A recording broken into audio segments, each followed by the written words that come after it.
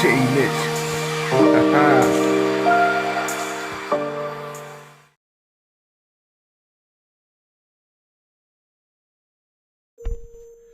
Yo, what's going on? It's your boy J Mitch. I'm up here today to do an unboxing of my new RADIOMASTER MT12 radio. Before we get started, I'm going to say, if you have not yet, please remember to like, comment, and subscribe to your man's channel. Thank you very much.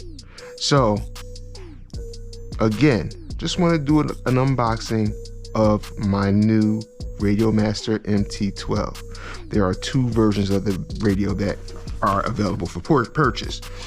The one version is the multi or 4-in-1 version, which is what I purchased. The 4-in-1 version allows you to control multi-protocol, so other manufacturers' radios such as Fly Sky, Spectrum, Futaba, RadioLink, and quite a few more. Tons of different manufacturers' Traxxas that you're able to control with this radio. The other version is the Express ELRS version. The Express ELRS version allows you to have extended range on your radio, so extended range signal. So if you want to do long speed runs or even beyond that, there's some videos out there where people have gone past a mile in range using the Express ELRS version of the radio. Now, another thing that's great about this radio is, if, for instance, you bought the 4-in-1 version like the one that I bought, and you also want the Express long range version, you can buy a module that can attach to your 4-in-1 that will give you that capability, and vice versa. If you bought the ELRS long range version of the radio, you could buy a module that would give you the multi-protocol version to be able to control multiple manufacturers' radios. So that's pretty damn cool. This is an open source radio, so that means that anybody with programming experience can create special programs that work specifically with this surface radio. It's pretty cool. This is RADIOMASTER's first surface radio. They are big in the flight radio realm, and this is the first attempt at an open source radio for surface applications. So it's pretty damn cool. The price of the radio is $130, either version that you get, the 4-in-1 or the ELRS version. And the adapter I bought, again, because I bought the 4-in-1, the multi-protocol version, the ELRS adapter cost me $40, and I bought a long-range receiver that cost me about $20. I'm gonna do you guys a favor and leave a link to everything I bought in the video description. So please, I know they're gonna ask me anyway. I'm getting old, guys, and I'm not trying to be a dick. I hate repeating myself and I hate telling you guys everything.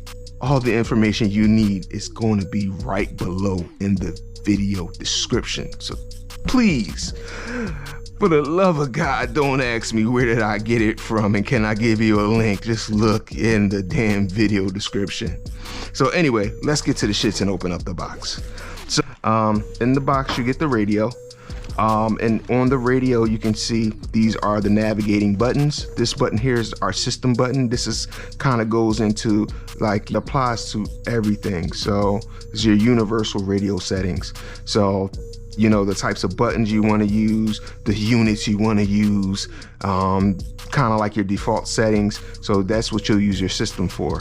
The model will help you navigate between different models.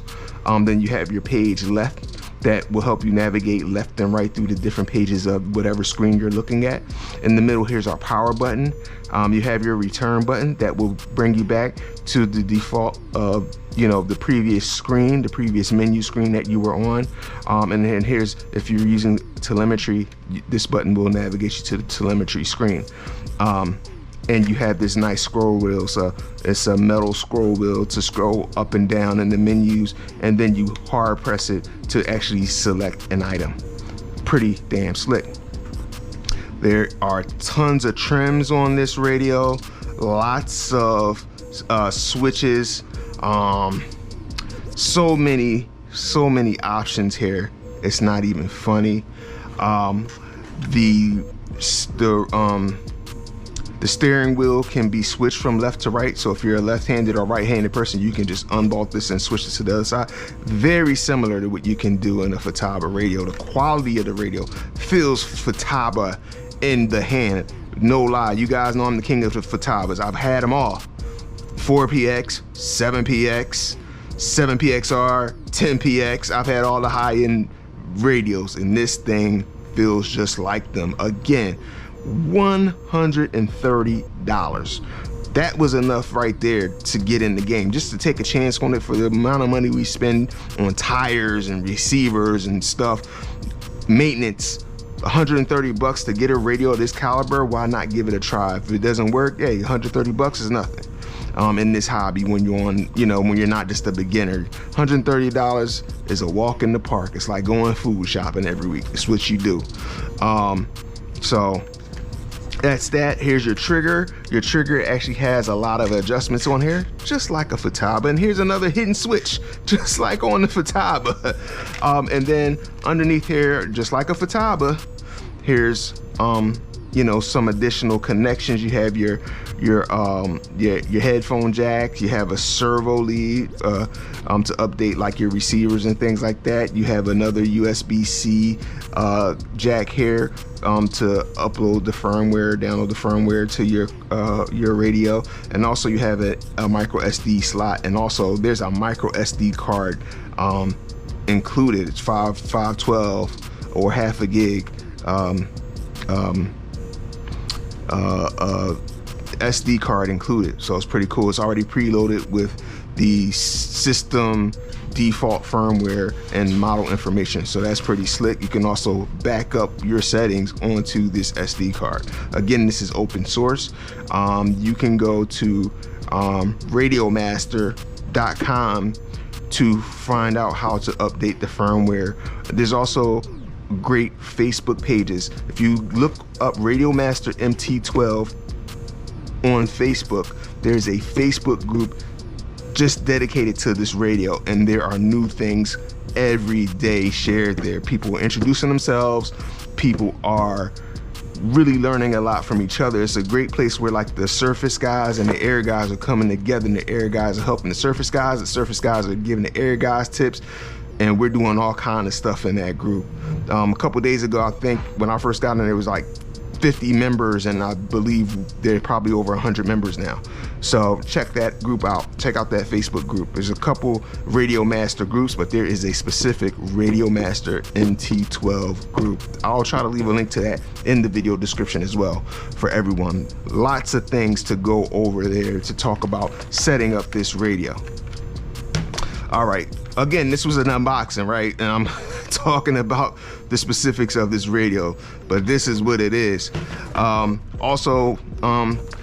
Something that's not included that I did purchase additionally, again, I'm going to leave a link to it, is this Radio Master battery, lithium ion battery. Bought it from Amazon. It's about 25 bucks.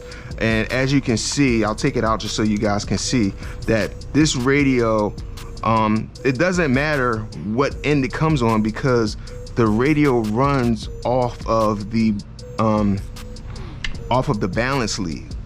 So you can put whatever charge lead, you can buy one with a T connector, T-style connector. This one came with an XT30. Don't matter though, because this radio runs on the balance lead, and it's a 2S that we're using on this, so it's pretty slick, pretty damn slick there. Otherwise, this radio comes with a battery tray that houses 18650 cells. The batteries are not included. You will have to buy the battery separately, and you can also charge your batteries, your 18650 cell, or even in this case, this lithium ion cell, through a USB-C charger. So whatever you use for your Android phone, you can get a USB-C cable, plug it in here, and charge this bad boy up, charge your batteries up. So it's pretty slick. I know I didn't turn the radio on yet because I'm talking too much, and I apologize. So there's another compartment in this case, and I'll show you the other things that are included and not included. So remember when I said this was the 4-in-1 radio, and I bought the nano adapter for the ELRS. This is the nano adapter for the ELRS, so I can get the long range option to work with this too. Again, this was about 35, 39 bucks from getfpv.com. I bought everything from getfpv.com. I was not sponsored. Everything I own, I bought myself. I might get a little discount, but on this, I got absolutely no discount. I paid what everybody else paid. So again, I'll leave a link to everything in GetFPV, but I will shout out Brian at GetFPV. He spent time, he was patient, he didn't rush me off the phone. I actually called and got somebody on the phone, and he spent some time with me to tell me specifically which way to go. He's, hey, are you going to be doing long range running? Are you going to do FPV driving? I said, well, you know, I got the Futaba with the range extender on it, so I probably don't need that. I said I'm actually more interested in the multi-protocol capability. So when I buy a car, I'm always switching out motors and ESCs, and then I have to buy a Futaba receiver. Well, if I could just use the receiver that comes with the car, more than likely it's a Spectrum receiver. If I could use that and not have to buy another receiver to use my Futaba radio, then that is what I have more use for what I do. And then if I want to, I can throw the long range on later. So that's what we did. He talked me through that. Shout out to Brian. Again, talking too much, but just trying to give you guys as much detail as possible. Why I did what I did, why I bought what I bought. I know there's going to be speed run guys that just want the Express LRS. If you just want the long range capability, and this is probably more range than you'll get with a normal range extender that we're putting on our radios for speed run purposes. The videos, again, I've seen, they've gone over a mile. They've put FPV cameras on their RCs and driven their cars over a mile and still had 98% range available, like not even going past extending the range, you know, not exceeding what the car could do. They had plenty more range to use up. So you can get over a mile of range with the ELRS. So I expect the speed run guys who don't care about multi-protocol, you get the multi-range version of this radio. For everybody else who's a basher and who buys Traxxas, who buys Spectrum, who buys Kyoshos or whatever, who uses a lot of Fly Sky or whatever they have in Red Cats. If you're a guy who's a basher or runs multiple different RCs with different radios, get the 4-in-1. If you're a little bit of both, get the 4-in-1 and then buy the adapter, or get the ELRS and buy the adapter. This thing can be the ultimate radio setup for everyone. So I want you guys to be hype about that, but also I want to make people aware there is a learning curve. This is a new radio. People are figuring out things and sharing things in real time. Right now, you have to be willing to want to learn. Tons of videos on how to work these, and there's a lot of guys who are way better at walkthroughs than I am and better explaining things than I am. Joshua Bardwell, he's got a great series. There's another gentleman who has an even better series than Joshua Bardwell. I'm going to leave a link in my description about him. But the OpenTX world, like, there's a lot of guys who know how to program these. These programs, just like programming a computer, like these things, really, you got to have some patience, and some people might help you out, but you have to kind of be an explorer and take chances and really try to tinker and wrap your mind around this. Eventually, though, people are going to have things that are pre-built and models that you can just download the firmware and it'll format your radio the way that you want. I know people are working on them now. I know there's 1 or 2 of those files out now. I'm one of those guys. I want to try to figure this stuff out by myself. I figured out some things. This video's too long already, and I still didn't show you everything that I got with the radio, and I apologize. So this is just going to be an unboxing. and maybe a quick demo on me pairing this radio up with a Spectrum receiver, and then that'll be that, just showing you that it works. Okay, so this wasn't included. I had to pay extra for this. You get a joystick module that you can slide in. This cover comes off, and you have the ability to throw a module in here, and this is a joystick module for, you know, maybe your FPV options. Here's a switch module if you want to have a couple extra switches. Perhaps you want to, you know, set some dual rates or something. You can use this and program these. All these buttons, every single button on here can be programmed and assigned a function in the radio. This radio supports up to, depending on what you're doing, I think 16 with just this version, but with the add-on of the ELRS, 32 channels. And in some cases, you can combine 2 receivers on one model to get all your channels. And if you have a very complex model, the options are endless, man. This is crazy. So that's pretty decent. This is the module that you put up here to allow you to plug in your ELRS module, and it goes in nice and clean. It's really cool. I'm not going to open this yet because I don't want to lose anything. When I'm ready to do the extended long range testing, I will open this and show everybody that. This radio also included a receiver.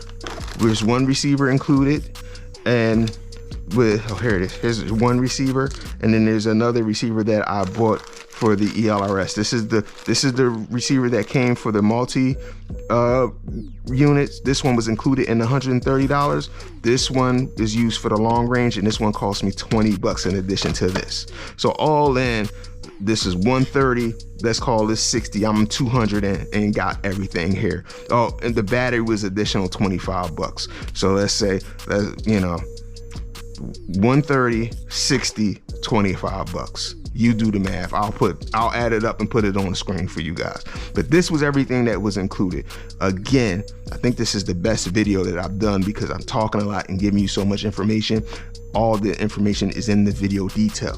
So now what I'm going to do is finally turn on the radio and let you guys see what we got going on. You got to long press the button for it to turn on. Edge TX is the programming that the radio is using to run its function. So Edge TX is the system, is the program, is the software behind the magic of this radio.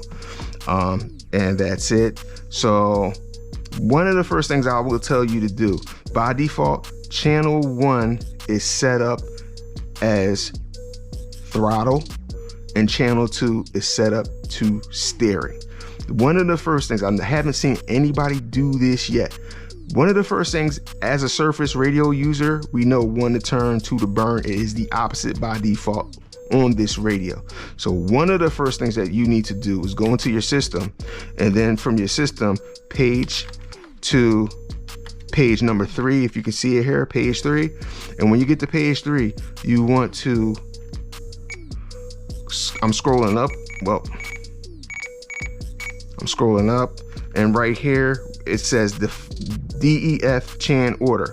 Right now I already did fix it to steering being channel 1 or channel 2, but by default it comes channel, it says TS. So TS means T is channel 1, so throttle is channel 1 and S is steering for channel 2. You want to switch that. That'll be the very first thing I recommend you doing. Otherwise, you're going to put something in and you're going to be like, well, why didn't, when I steer the car goes forward and backwards? That is the first thing that you want to do. So you have to define that channel order first as S. Make sure it's ST. When you highlight it, just push the scroll wheel and it'll change it to ST. And now you have set the universal system up to be defined as steering first, channel 1, and throttle channel 2. Now that's not it though. What you have to do is you have to get back out of this, and you have to create, when you click model, you'll notice you'll already have some models set up. All the models that were present before you updated the universal system tool, all of those who had had the previous setting where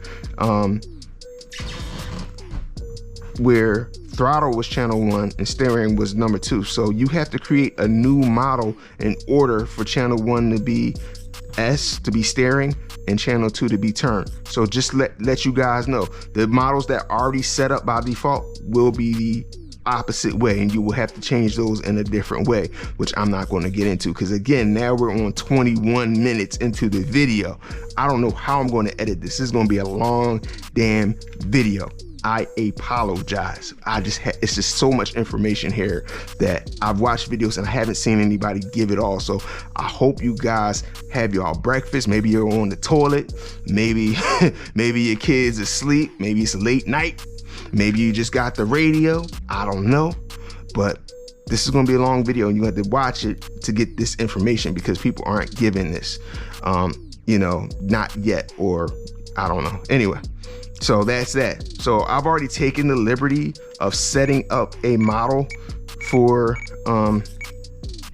Spectrum, and that model is model 10. And as you can see, the asterisks mean that is the model that is currently selected.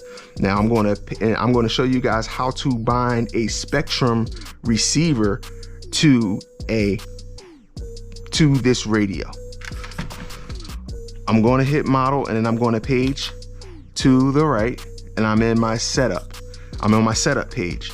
I'm going to scroll up, and I'm going to make sure my external RF is mode off, because I'm in the 4-in-1. Now it would be the opposite. If your external RF is the 4-in-1, then you want to make sure it's on.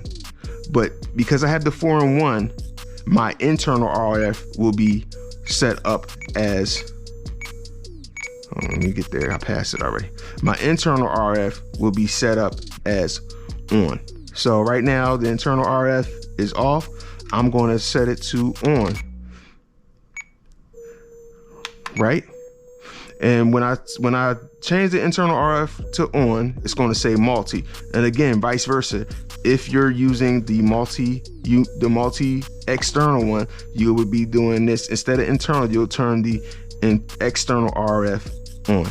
All right, now I'm in mode multi. That lets me know I'm in the multi-protocol version. Then I'm going to go to type, and I'm going to go to type, and they don't say Spectrum in here, they use DSM. So I'm going to scroll, I'm going to click use my button and click type, and it's blinking. That lets me know that's the thing I'm changing, the variable I'm changing.